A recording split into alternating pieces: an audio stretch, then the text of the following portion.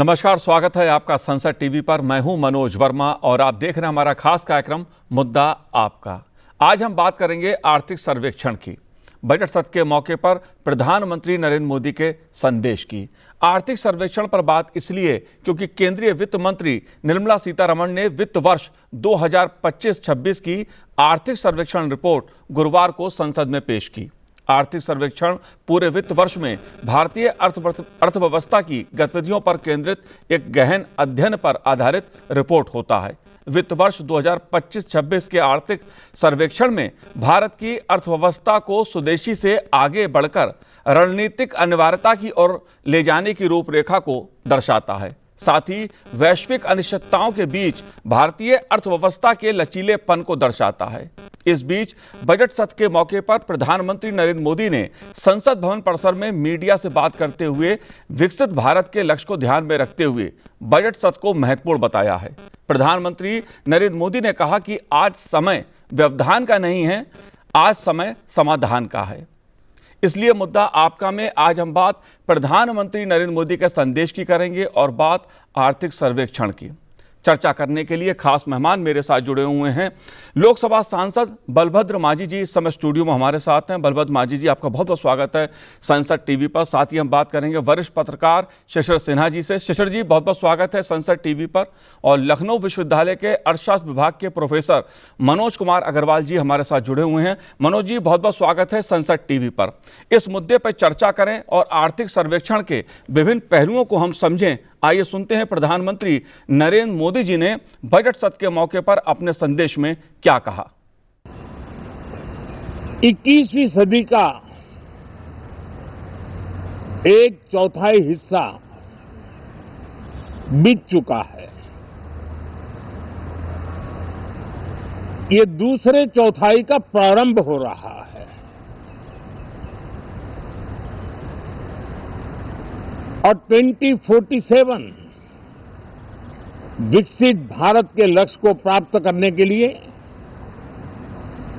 ये महत्वपूर्ण 25 वर्ष का दौर आरंभ हो रहा है। और ये दूसरे क्वार्टर का, इस शताब्दी की दूसरे क्वार्टर का ये पहला बजट आ रहा है। और वित्त मंत्री निर्मला जी देश की पहली वित्त मंत्री ऐसी है, महिला वित्त मंत्री ऐसी है, जो लगातार 9वीं बार देश के संसद में बजट प्रस्तुत करने जा रही है। ये अपने आप में एक गौरव पल के रूप में भारत के संसदीय इतिहास में रजिस्टर हो रहा है। जाहिर सी बात है, आर्थिक सर्वेक्षण की रिपोर्ट देश की अर्थव्यवस्था की, सरकार की नीतिगत योजनाओं की एक तस्वीर दिखाती है देश को। देश के मुख्य आर्थिक सलाहकार ने इस मौके पर क्या कहा, आइए सुनते हैं। India is an indeed oasis of macro stability in otherwise a turbulent world. Numbers speak for themselves. Our GDP for this financial year is estimated, this is all IMF forecast, may differ slightly from what MOSPI has told us. IMF predicts 7.3% for the year ending March 2026. We have 7.4 from MOSPI. And the fund forecasts 6.4% for the next 2 years, 26-27 and 27-28. You will hear our numbers later. But the important thing is whether it is for the current financial year or the future, our India's growth numbers stand out in comparison to any other part of the world. And that is why we call India a oasis of economic performance in the global scenario. And if you look at the last few years in comparison to pre-COVID average, real GDP growth pre-COVID was 6.4%, and in FY25 was 6.5%. And this year, as I said, MOSPI is predicting 7.4%. Private final consumption expenditure growth is 7% for this year, on top of 7.2% last year. And in real terms, gross fixed capital formation is going to be a lot better than FY25 and definitely much better than the banking and corporate balance sheet crisis-ridden 2012-2020 period when it grew only 6.3% on average per annum. Moving on from GDP and inflation to public finances, in 21-22 the government said we would bring down the COVID year fiscal deficit to less than half, and we are about to deliver on that this year with an estimated 4.4% of GDP as a union government fiscal deficit. जाहिर तौर पर आर्थिक सर्वेक्षण report संसद में पेश कर दी गई है। जाहिर तौर पर हर कोई ये जानना चाहेगा कि देश की अर्थव्यवस्था की स्थिति क्या है, जो देश की नीतियां हैं उनकी दशा दिशा क्या है। बलभद्र माझी जी, मैं आपसे समझना चाहूँगा इस मुद्दे को, क्योंकि आर्थिक सर्वेक्षण रिपोर्ट देश की अर्थव्यवस्था की एक तरह से तस्वीर होता है। क्या तस्वीर है, क्या कह रही है ये तस्वीर? देखिए, विशेष करके हम अगर कहेंगे तो ये वित्त मंत्री जी ने जो आर्थिक सर्वेक्षण का पेश किए हैं, तो उसमें जो भी पढ़ना चाहेंगे, इसमें 16 चैप्टर है। 16 चैप्टर में 2014 से प्रधानमंत्री जी, मोदी जी ने जब प्रधानमंत्री है देश के सेवाभार संभाले, तब से लेकर अब तक, और उसके पिछले सरकारों ने पिछले साल में जो भी स्थिति हर सेक्टर में रहा है उसका एक लेखा जोखा दिया है। तो उसमें 2014 के बाद प्रधानमंत्री जी मोदी जी होने के बाद हर सेक्टर में जिस तरह से भारत की अभिवृद्धि हुई है, तो वो काफ़ी सराहनीय है। उसमें फैक्ट एंड फिगर में भी है, कहने के लिए भी है, देखने के लिए हो, अब ग्रामीण स्तर में या ज़मीनी स्तर पर देख भी सकते हैं जी। तो हर सेक्टर वाइज अगर कहेंगे तो जैसे रोड सेक्टर में कहेंगे, रोड सेक्टर में इतने अगर नेशनल हाईवे का ही बात करेंगे तो 2014 पहले करीब 90,000 किलोमीटर के आसपास था, अभी 1,46,000 किलोमीटर को बढ़ गया है। तो 60% की वृद्धि रोड में, नेशनल हाईवे में ही। वैसे हाई स्पीड रोड में जो 150 के किलोमीटर के स्पीड के आसपास चलती है, जिसको हम भारतमाला कहते हैं, मेरे यहाँ भी एक रोड बन रही है रायपुर से विशाखापट्टनम, जो 535 किलोमीटर की रोड है, घट के 464 किलोमीटर का हो जाएगा। ट्रैवलिंग स्पीड, उसके जाने के लिए समय जो 13 घंटा लग रहा है आज के दिन में, वो 6 घंटा आ जाएगा। वैसे इंफ्रास्ट्रक्चर वाइज कहें, इकोनॉमी में कहें, हेल्थ सेक्टर में कहें, आर्टिफिशियल इंटेलिजेंस में अलग से एक चैप्टर रखा है, आर्टिफिशियल इंटेलिजेंस में कहें, फाइनेंशियल मैनेजमेंट में कहें, डिफेंस में कहें, हर सेक्टर में जिस ढंग से मोदी जी के नेतृत्व में भारत का अभिवृद्धि हुआ है, तो इसका एक विस्तृत और बहुत क्लैरिटी के साथ बहुत सुंदर ढंग से इसको पेश किया गया है। तो जो भी देखेंगे इसको सरकार का उपलब्धि को सराहना करेंगे। इसके साथ ही आगे का रोड मैप भी दिया है कि आगे हम आने वाला दिन में, आने वाला साल में क्या करने जा रहे हैं। तो ये सर्वेक्षण में जैसे और अभी देखिए, जैसे ग्रोथ रेट, ये बीते दिन में भी मीडिया में आ रहा है, प्रधानमंत्री जी भी कई बार बोले हैं, जीडीपी का जो ग्रोथ है, अभी भी लगातार भारतवर्ष का जीडीपी का ग्रोथ सबसे ज़्यादा रहा है। इस साल भी, बीते साल भी जितना भी एस्टिमेट होता है उससे ज़्यादा रहा है। बिल्कुल बलभद्र माझी जी, विकास दर का जो अनुमान होता है, जाहिर तौर पर वो देश की विकास, अगर हम समग्र विकास की बात करें, देश के चहुमुखी विकास की बात की जाए, क्योंकि आर्थिक सर्वेक्षण में जो चैप्टर्स हैं वो अलग अलग सेक्टर को लेकर हैं, और ये दिखाने की कोशिश की है सरकार ने कि चौतरफा विकास देश में हुआ है। मैं शिशिर जी आपसे जानना चाहूँगा, खासतौर से जो आर्थिक सर्वेक्षण पेश किया गया है वो देश की क्या तस्वीर पेश करता है, और साथ ही विकास दर का जो अनुमान है इसको कैसे आप देखते हैं? देखिए, दो बातें हैं। अगर आपने अभी मुख्य आर्थिक सलाहकार की जो प्रेस कॉन्फ्रेंस आपने सुने होंगे, उसमें जो शब्द का इस्तेमाल किया कि ओएसिस का मतलब है कि मरुद्यान। आज जब जिस तरह की वैश्विक परिस्थितियां हैं, वहां पर यदि हम 6.8 से 7.2% के बीच के विकास दर की बात कर रहे हैं 2026-27 में, और 2025-26 में अगर 7.4%, जिसमें और बढ़ोतरी होने का भी अनुमान है, तो ये एक बहुत ही अच्छी विकास दर की तस्वीर है। और एक और बात उन्होंने कही कि अगर हम विनिर्माण के क्षेत्र में जो नीतियां हैं उनके ऊपर हम अमल करें, कुछ और जो नीतिगत फैसले हैं उनमें तेजी लाएं, तो हमारी विकास दर 7.5% तक जा सकती है। जी ये इस बात को दर्शाता है कि हमारे यहाँ विकास की जो गति है वो किस तरीके से तेज चल रही है, और आगे भी उम्मीद है कि हम ये रफ्तार बनाए रखेंगे। जी जी बिल्कुल मनोज जी, अगर मैं आपसे जानना चाहूं इस मुद्दे को, क्योंकि आर्थिक सर्वेक्षण की जब हम बात कर रहे हैं, जाहिर तौर पे वैश्विक चुनौतियां पूरी दुनिया में दुनिया के सामने हैं, और वैश्विक अनिश्चितताओं के बीच भारतीय अर्थव्यवस्था ने लचीलापन जो दिखाया है उसको आप कैसे देखते हैं? देखिए, अगर हम इसको देखते हैं, इस बार बहुत क्लियर किया गया है इस आर्थिक सर्वेक्षण में 25-26 के। अभी तक ये होता था, इधर थोड़ा कम बात करते हुए अंतर्राष्ट्रीय मुद्दों पर अपनी बात ज्यादा बताते थे, लेकिन इस बार अंतर्राष्ट्रीय मुद्दों को भी यहाँ पर रेखांकित किया गया है। खास तौर पर क्या जियोपॉलिटिक्स का क्या सिनेरियो होने वाला है, तो उससे भी निकल के आता है कि बहुत ब्राइट सिनेरियो अगले कुछ वर्षों तक नहीं है। फिर उनकी आर्थिक स्थितियों की बात आती है तो वो भी लगता है कि वहां पर भी कुछ ना कुछ ब्लॉकेट या यूं कह लीजिए अनप्रेजेंट सिचुएशन बनती हुई दिखाई पड़ती है। अब भारत इन सब को फैक्टर इन कर रहा है, इनको समझते हुए अपनी रणनीति को, यूं तो हम कह सकते हैं 14 से लगातार इस ओर काम चल रहा है। क्यों? क्योंकि जैसा कि आज सर्वेक्षण में है कि जो आज की क्राइसिस है वो इमीडिएट क्राइसिस नहीं है, पिछले 2 दशकों की ग्लोबल क्राइसिस का ये दुष्परिणाम आज सामने खुल करके आ रहा है। अब भारत अपने को कैसे आगे बढ़ा रहा है, अब इसमें ध्यान देने की बात है। एक जो महत्वपूर्ण बात कही है, बहुत जिसको कहते हैं कि बीच में कहते हुए निकल गए, और उस पर हम लोग बड़ा करीने से बात कर रहे हैं कि हम अपने यहाँ उत्पादन लागत को कैसे घटाएं। देखिए, अगर अंतरराष्ट्रीय स्तर पर आपको आगे बढ़ना है, ठीक है, हम समावेशी विकास से बहुत आगे प्रगति कर गए, इंफ्रास्ट्रक्चर में हम बहुत तेजी से आगे बढ़ गए, लेकिन अब हम ग्लोबल कॉम्पिटिटिवनेस के साथ साथ हम ग्लोबल एडवांटेज वाली सिचुएशन पर अपने को रखना चाहते हैं। तो ऐसे में हमें क्या करना होगा? उत्पादन लागत को घटाना होगा। विशेष रूप से आप देखिए, मुख्य आर्थिक सलाहकार जी क्या कहते हैं, वो कहते हैं मैन्युफैक्चरिंग सेक्टर में हमें अपनी उत्पादन लागत को घटाना है। अब उन उत्पादन लागत को घटाने के लिए क्या क्या काम किए जा रहे हैं?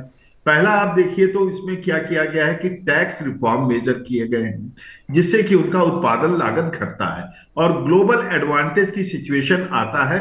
और इसी का परिणाम है कि यूरोपियन यूनियन ने कल ही इतना बड़ा एग्रीमेंट हमसे साइन किया है, ट्रेड डील साइन किया है, और इसने दुनिया की महाशक्तियों को कहीं ना कहीं पुनर्विचार अपने रणनीतियों में करने पर विवश किया है। दूसरा, अगर हम देखते हैं तो नए सेक्टर को ला करके भारत को और बड़े कलेवर के साथ आगे बढ़ाते एआई का चैप्टर शामिल करना, मुझे लगता है ये इस इकोनॉमिक सर्वे का भी अपना एक स्ट्रेटेजिक स्टैंड है कि हम आज जो है ग्लोबल एडवांटेज के साथ आगे बढ़ना चाहते हैं। तो इस तरह से जो इस आर्थिक सर्वेक्षण का कलेवर है, मुझे लगता है बजट को उसी क्रम में और थोड़ा प्रोजेक्ट करते हुए हम लोग देखेंगे तो बहुत कुछ समझने को शायद हम लोगों को मिल जाए, क्योंकि बजट अभी 3 दिन बाद है। और इस बीच अगर हम समझने की कोशिश करेंगे तो मैन्युफैक्चरिंग सेक्टर एक हब बनेगा।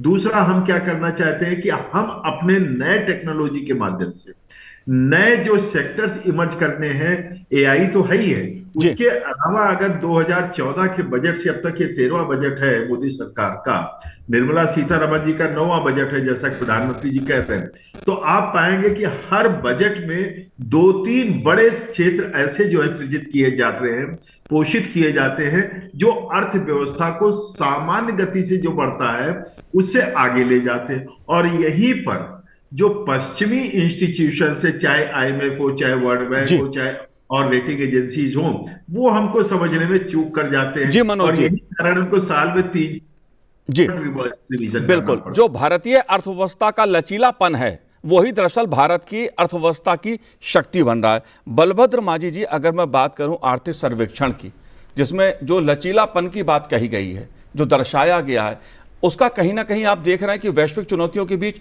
लाभ भारत की अर्थव्यवस्था को हुआ है? नहीं, देखिए, ये लचीलापन का कारण ही है कि जैसे कोरोना पेंडेमिक के बाद कई सारे देशों का अर्थनीति बिगड़ गया। उसके बावजूद पेंडेमिक जितने भी आप सेक्टर देखेंगे, जितने भी मापदंड अर्थनीतिक डेवलपमेंट का, आर्थिक अभिवृद्धि का देखते हैं, तो भारत हर क्षेत्र में और देशों से आगे ही है।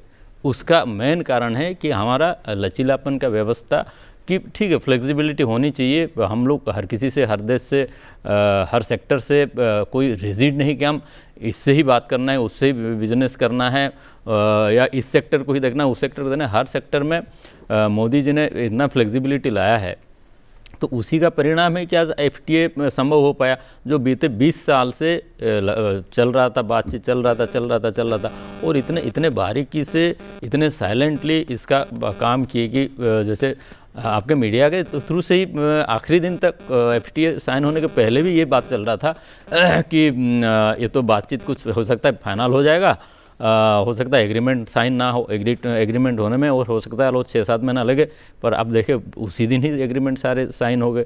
तो ये दर्शाता है कि मोदी जी डिप्लोमेसी से लेके, फिनांस मिनिस्टर से लेके, एक्सटर्नल मिनिस्टर से लेके, हर किसी मिनिस्टर, सेक्रेटरीज, वो सभी को, वो सभी सेक्टर को, यहाँ के जो बिजनेसमैन हैं, इनसे, इन्वेस्टर से, फॉरेन इन्वेस्टर से, डोमेस्टिक इन्वेस्टर से, हर क्षेत्र को इतने मतलब खुद ध्यान दे रहे हैं। और ये जो कि किसी से मतलब रिजिड नहीं होना है जी, पर कहीं ज़रूरत पड़े तो फ्लेक्सिबल तो रहना है, पर अड़े भी रहना है। फ्लेक्सिबल होने का मतलब नहीं कि मतलब एकदम कड़क रहना है जी, अड़े रहना है। जैसे रशिया वाला पेट्रोलियम का बात बहुत चला, अभी भी चल रहा है। वो अमेरिका ने काफ़ी कोशिश किया कि रशिया का पेट्रोलियम मत लाओ, पर जहाँ हमारा स्वार्थ का बात है, जहाँ हमारा अभिवृद्धि का बात है, तो वहाँ पे अड़ रहे हो। आज के दिन में इन्फ्लेशन अगर कम है, 1.7% में है, उसका ज़्यादातर क्रेडिट जाता है एग्रीकल्चर सेक्टर को, पेट्रोलियम को, क्योंकि पेट्रोलियम दोनों मिला के करीब 50% से ऊपर इन्फ्लेशन का इसमें योगदान रहता है। अब इतने लोएस्ट रेट पे 1.7% इन्फ्लेशन में है, तो ये भी एक कारण है। तो लचीला के साथ एक दृढ़ नेतृत्व ये भी दर्शाता है। तो ये हर दिशा में भारत के नेतृत्व, लीडरशिप, उनका सोच, क्लैरिटी, ये ही आगे देश को लेके जा रहा है। साथ में जितने टीम है, पूरा गवर्नमेंट सिस्टम में, मोदी जी के टीम बहुत अच्छे काम कर रहे हैं जी। हर दिशा में। जिसको भी जो ड्यूटी दिया गया, जो काम दिया गया, बड़े बारीकी से, ईमानदारी से और दिन रात काम कर रहे हैं, उसका परिणाम है। जाहिर सी बात है, बात चाहे भारतीय अर्थव्यवस्था की आंतरिक स्थिति की हो या वैश्विक स्थिति की, उसमें भारत ने रणनीति इस प्रकार की अपनाई है, या लचीलापन जो शब्द इस्तेमाल किया गया है कि भारत के हित कैसे पूरे हों, भारत के व्यापारी को, उद्योग जगत को कैसे फायदा हो, कैसे मैन्युफैक्चरिंग सेक्टर आगे बढ़े, इस तरह की जो सरकार ने नीतियां बनाई, उसका कहीं ना कहीं अर्थव्यवस्था को लाभ हुआ, और वही दर्शाया गया है आर्थिक सर्वेक्षण में। लेकिन शिशिर जी, एक बड़ा मुद्दा, अगर मैं कहूं आर्थिक सर्वेक्षण का जो केंद्रीय विषय है, वो स्वदेशी से रणनीतिक अनिवार्यता की ओर बढ़ना, इसके क्या मायने हैं, क्या संदेश है इसका? देखिए, इसमें संदेश बिल्कुल साफ है। दरअसल आत्मनिर्भरता को लेकर के बहुत सारे कहते हैं ना कि बहुत सारे भ्रम बन गए। आत्मनिर्भरता को लेकर के कहा गया कि हमें बाहर से बिल्कुल कुछ भी नहीं करना है, हमें स्वदेशी अपनाना है। तो स्वदेशी और आत्मनिर्भरता, ये दो ऐसे शब्द थे जिसको लेकर के भ्रम की स्थिति बनी। जबकि आर्थिक शब्दावली में इसका मतलब ये निकाला गया कि जहां पे हमारी जरूरत है तकनीक की, कच्चे सामान की, क्या हम वहां किसी और देश से मंगवाते हैं, और हमारी कोशिश है कि हम यहाँ से तैयार माल ज्यादा भेजें, बजाय कि हम कहीं और से तैयार माल मंगवाएं। ये स्वदेशी और आत्मनिर्भरता का मूल मकसद था। इसी को आधार बना करके जो हम रणनीतिक तौर पर मजबूत करने की बात है, हम किस तरीके से अपनी नीतियों को और बेहतर बना सकते हैं, जो आधार हमारे पास तैयार हो गया है। अब देखिए, मोबाइल हैंडसेट के मामले में हम दुनिया को आपूर्ति कर रहे हैं, गाड़ियों की बात करें हम दुनिया को आपूर्ति कर रहे हैं, दवाओं की बात करें हम दुनिया को आपूर्ति कर रहे हैं।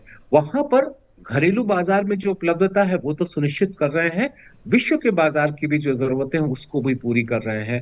तो ये जो एक सोच है, उस सोच का आधार भले स्वदेशी और आत्मनिर्भरता हो, लेकिन स्वदेशी और आत्मनिर्भरता का मतलब ये नहीं है कि हम अपने दरवाजे पूरी तरह से बंद कर ले, लेकिन वहां पर हमें अपने घरेलू उद्योगों के हितों की कैसे रक्षा करनी है, वहां पर किस तरीके से घरेलू उद्योगों को बड़े बाजार में पैठ बनाने में मदद करनी है, उत्पादन की लागत में कमी करनी है, कच्चे माल को फैक्ट्री तक पहुंचाने और फैक्ट्री से कच्चा माल बाजार तक पहुंचाना, उसकी लागत में कैसे कमी करनी है। ये सारे तथ्य हैं जिन पर हमें विशेष ध्यान देने की जरूरत है। एक अच्छी बात यह हुई है कि जो हमारा लॉजिस्टिक कॉस्ट है उसमें काफी कमी आई है, इसका फायदा हमारी जो उत्पादन लागत है उसको मिलेगा। तो ये जो पूरी सोच है, इसके केंद्र बिंदु में भले ही आप ये दो शब्द देख रहे जी। हैं, लेकिन मूल मकसद ये है कि घरेलू बाजार और दुनिया के बाजार में सस्ता लेकिन गुणवत्ता का सामान हम कैसे मुहैया कराएं। जी बिल्कुल, गुणवत्तापूर्ण सामान कैसे उपलब्ध कराएं, दुनिया के बाजार में एक महत्वपूर्ण पहलू इसका भी उभर कर सामने आया है। लेकिन मनोज जी, एक बड़ा मुद्दा जो सरकार के सामने रहा है, देश के सामने रहा है, राजकोषीय घाटे का। और अगर मैं इस आर्थिक सर्वेक्षण की बात करूं, इसमें माना यह गया है, ये कहा गया है कि राजकोषीय घाटे को नियंत्रित कर लिया गया है, इसमें सफलता प्राप्त की है। हालांकि उसका जो अनुपात है वो शायद बहुत अधिक नहीं है, लेकिन कहीं ना कहीं एक सकारात्मक संकेत है। इस मुद्दे को आप कैसे देखते हैं? देखिए मनोज जी, इसको आपको व्यापकता में समझना होगा, और खास तौर पर कोविड काल से जो फिस्कल पॉलिसी चल रही है, वित्तीय रणनीति चल रही है, उसमें एक चीज और महत्वपूर्ण है, वो ये है कि हम चाहे जो भी परिस्थिति रही हो, चाहे हम एकदम जिसको सीरियस सिचुएशन 2000 में या 2020 या 21 में हम कोविड से जूझ रहे थे बुरी तरह से, उस समय भी हमने कैपिटल एक्सपेंडिचर को बढ़ाया था। और वही चीज आज भी जो निकल करके आ रही है कि जब हम टैक्स रिफॉर्म कर रहे हैं, टैक्स दरों को घटा रहे हैं, तो हम क्या कर रहे हैं, टैक्स के जो हमारा लचीलापन है, जो बायंसी जिसको कहते हैं, उसको और स्ट्रांग करते हुए हम मोबिलाइजेशन को स्थिर रखे हुए या बढ़ा ले रहे हैं। और उसका दूसरी तरफ लाभ कहां आ रहा है, ये बड़ा व्यापक इसका चूंकि असर होता है, तो इसलिए मैं उसकी बात कर रहा हूं। ये आता है इस प्रकार से कि कैसे हम जो है, हम वित्तीय घाटे को कम रखें, टैक्स रेट को कम रखें, लेकिन ज्यादा से ज्यादा लोगों को टैक्स नेटवर्क में शामिल करें। फिर हम कैपिटल अकाउंट को कैसे स्ट्रांग करें, क्योंकि इंफ्रास्ट्रक्चर अगर हमको सृजित करना है, एआई जैसों को हमें बढ़ाना है, या नए क्षेत्रों को सृजित करना है, या हमको नए लोगों को, मिडिल क्लास को पोषित करना है। उदाहरण के तौर पर देखिए, एक तरफ और टैक्स की हानि हम करने जा रहे हैं। जो हमारा एफटीए कल हुआ यूरोपियन यूनियन के साथ, आप पाएंगे कि हमारा जो टैक्स हमने घटाया अपने यहां है, तो उससे हमारा राजस्व घटेगा। लेकिन नहीं, हम उसके माध्यम से हम क्या कर रहे हैं कि पब्लिक वेलफेयर बढ़ा करके वहां पर एक नए तरह का मांग को सृजित करना, उत्पादन को पोषित करते हुए और आगे बढ़ाना।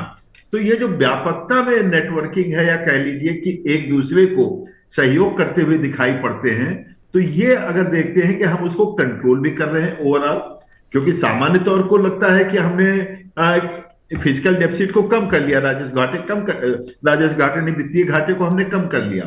तो राजस्व घाटे को भी कम करना उद्देश्य है उससे, फिजिकल पॉलिसी में आप देखें तो ये सारी चीजें जो लचीलापन से आपने शुरू से इस्तेमाल किया, उस लचीलेपन का फायदा जो वित्तीय जगत है, वित्तीय रणनीति है, वहां पर भी हम उठा रहे हैं। आप कल्पना करिए कि 22 सितंबर 2025 से घटी हुई जीएसटी दरें लागू होती हैं और पब्लिक डिमांड एकदम से बढ़ता है। जी, अमेरिका का जो टैरिफ होता है, हम उस टैरिफ से भी लड़ने में सफल होते हैं। और उसका परिणाम क्या होता है कि अगर हम देखते हैं तो पहले 9 महीने में भी, चूंकि 9 ही महीने कंप्लीट हुए हैं अप्रैल से लेकर दिसंबर तक, तो हमारा ग्रोथ रेट जो एक्सपोर्ट का है वो भी बढ़ता हुआ दिखाई पड़ता है।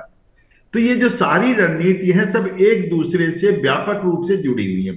और फिर वही बात में आता हूं जिसको शिशिर जी भी आगे बढ़ा रहे हैं, वो ये कि हम उत्पादन लागत को कैसे घटा सकते हैं और कैसे घरेलू मांग के साथ साथ हम वैश्विक स्तर पर अपनी मांग को और सृजित कर सकते हैं। तो यही तो हमारा बात है, vocal for local for global. और वो रणनीति आप देखेंगे तो दिखाई पड़ती हुई नजर आती है। और जब ये हमारा लोकल वाला कॉन्सेप्ट जिसको स्वदेशीकरण कहते हैं, जब ये आगे बढ़ता है तो समझ लीजिए विकास और तेजी से बढ़ने की संभावना है। बिल्कुल मनोज जी, जो मैक्रो इकोनॉमिक पैरामीटर उसको और बेहतर बनाते हुए दिखाई पड़ते हैं। जी जी बिल्कुल। बलभद्र माझी जी, राजकोषीय घाटे का जो मुद्दा है वो एक बड़ा मुद्दा रहा है और उसमें कमी, हालांकि मामूली कमी है, सरकार को सफलता मिली है। आप कैसे देखते हैं इस मुद्दे को? देखिए, ये संभव हो रहा है, आने वाला दिन में भी और घटने वाला है। इसलिए घटने वाला है कि जैसे सरकार काम कर रहे हैं, आप देखेंगे जो फॉरेन रिजर्व भी 700 बिलियन डॉलर को क्रॉस कर गया है, ऑल टाइम हाई है। तो यहाँ का भी, यहाँ हमारा जैसे पूर्व वक्ता ने कहा कि जीएसटी का रेट करने के बाद भी, या जीएसटी कम करने का मकसद ही यही था कि लोगों को परचेजिंग पावर मिले, ताकि जितना खरीद बिक्री होगा, जितना खरीदेंगे उतना डिमांड बढ़ेगा, जितना डिमांड बढ़ेगा उतना प्रोडक्शन होगा। जब प्रोडक्शन का ज़्यादा ज़रूरत पड़ेगा तो वहाँ लोगों को नौकरी मिलेगी।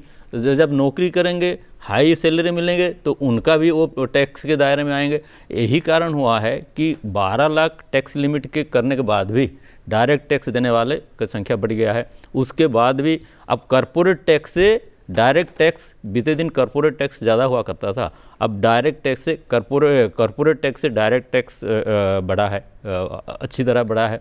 तो और बाकी जीएसटी में भी कलेक्शन, जीएसटी रेट घटाने के बावजूद जीएसटी का कलेक्शन बीते साल से इसी पीरियड में ज़्यादा हुआ है।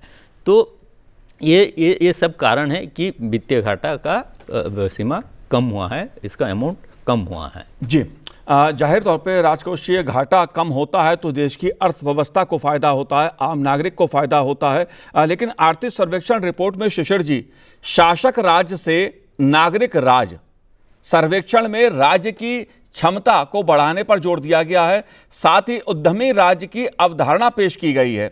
इसके क्या मायने हैं, क्या संदेश है इसका?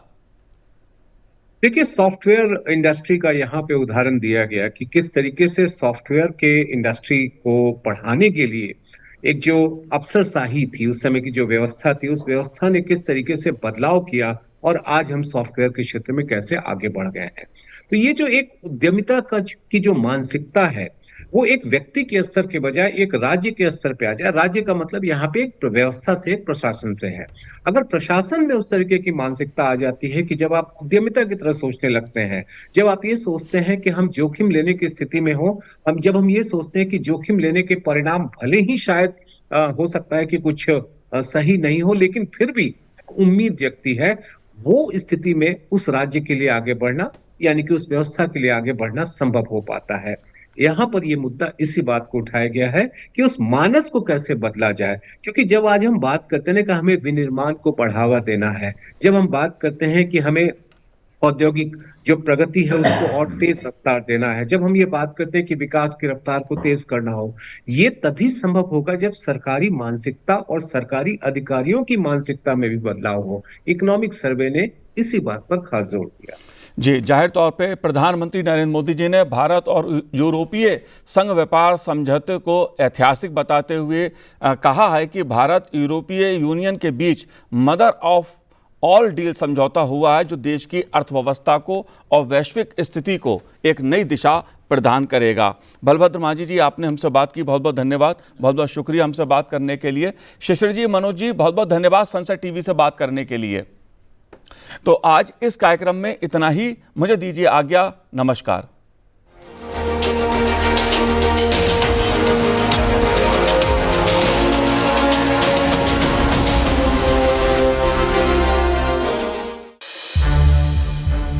सनसेट टीवी के और भी प्रोग्राम्स देखने के लिए सब्सक्राइब करें हमारा YouTube चैनल और हाँ, इन्हें लाइक और शेयर करना ना भूलें।